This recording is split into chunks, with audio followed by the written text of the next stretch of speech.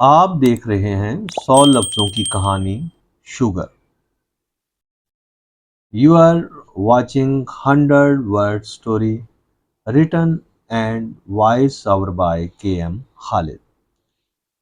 Sugar انگریزی دوائیوں سے تھوڑی جاتی ہے. میں اور چچا پیر صاحب سے شوگر کا دم کروانے آئے تھے.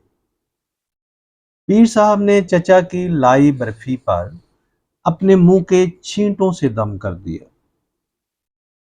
کوئی پرہیز نہیں، دب کے مٹھا کھاؤ. چچا نے واقعی دب کے مٹھا کھایا. نتیجے میں پیر صاحب کو ہنگامی طور پر چچا کے جنازہ میں شامل ہونا پڑا.